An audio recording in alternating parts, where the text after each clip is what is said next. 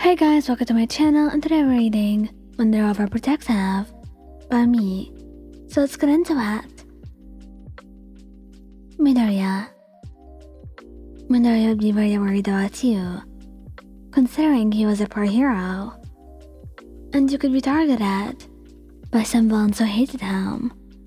As such, he would get security cameras for you in your apartment, and he would try his best to call you every now and then, just to check up on you, and he would be extremely careful about you when it came to your health, despite him seeming like a hypocrite most of the time, despite being the one who usually didn't care for himself. He would insist that you eat well, and sleep at least for 8 hours, and he would make sure you don't go with him to any hero missions. He didn't want to risk you getting hurt, so if anything bad happened, he would make it his first priority to get you away from the situation so you'd be safe. And once he was done, he would check you up for injuries, looking you all over, his expression concerned, and his face pale with worry. And once he was sure you were alright, he would hug you close to him, kissing your forehead, and murmuring about how lucky he was to have you. Bakugou, he would be extremely overprotective, and would do his best to keep you away from hero missions, and make sure you stayed safe and sound, away from all the mess. During most days, he would love to wrap his arms around your waist, as the two of you walked together, just in case, because it made him feel safer, and it also made you feel way better. He loved to hold you when you were outside. Not only did it show everyone that you were only his, but it made him feel like he could protect you if anything happened.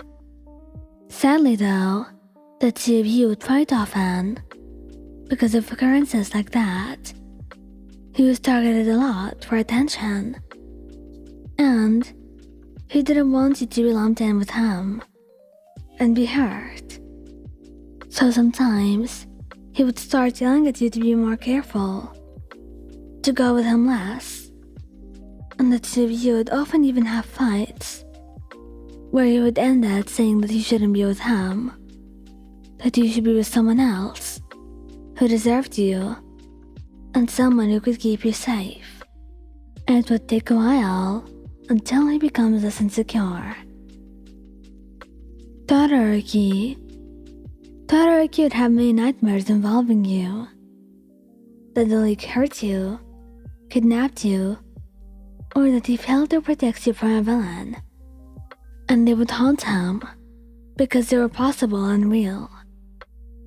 And whenever you tried to get involved in any hero situation, he would beg you to stay out of it, to let him deal with this, and stay safe where you were. He couldn't bear the possibility of you getting hurt.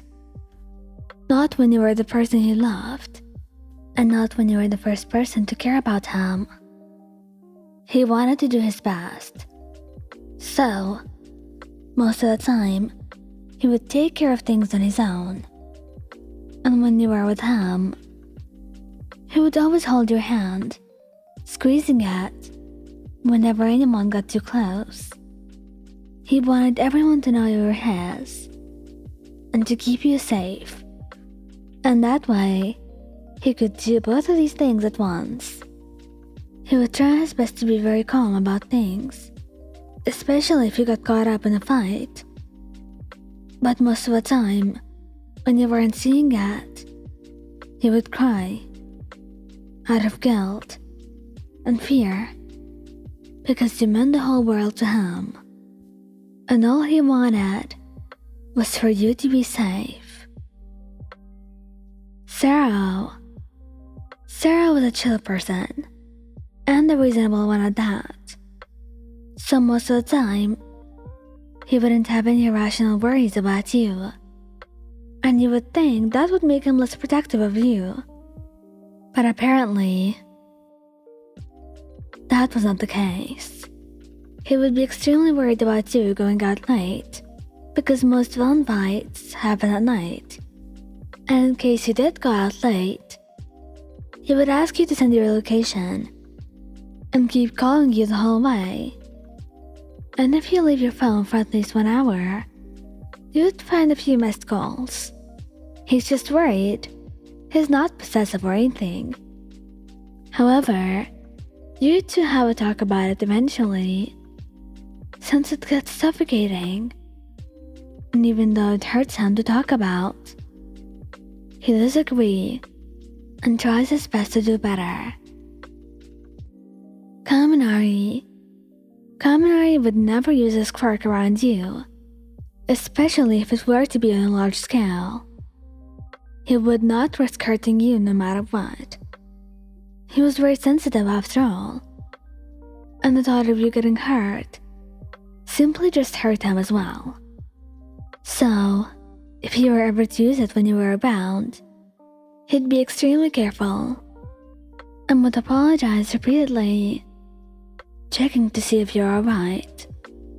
He would also not like any guys to get close to you, call it jealousy, or him being overprotective, but either way, he was wary about guys, especially being seated next to Mineta. He thought that yes, flirting may be alright, and he didn't mind any of your friends getting close to you, but strangers just getting close to you out of nowhere didn't sit right with him, so most of the time, he would go over to you and wrap his arms around you, kissing your cheek and giving them a glare, shooing them away. Kirishima, he would do his absolute best not to worry you along with him. He might worry about you a lot, but it didn't mean that you should worry as well. So most of the time, he'd bottle up his worries and only do what seemed reasonable. He would walk you home, and whenever you were out, he simply requested that you send him your location if you were going far away, just in case something happened. But most of the time, he would act chill, despite him making up rather unlikely scenarios in his mind. And as a manly partner, he eventually felt like he had to talk about them, because a good relationship needed good communication, and so the two of you had a talk, and you tried your best to reassure him and gave him a few ways to take care of you, and made sure to give him a call when you were out, just so he wouldn't worry about you.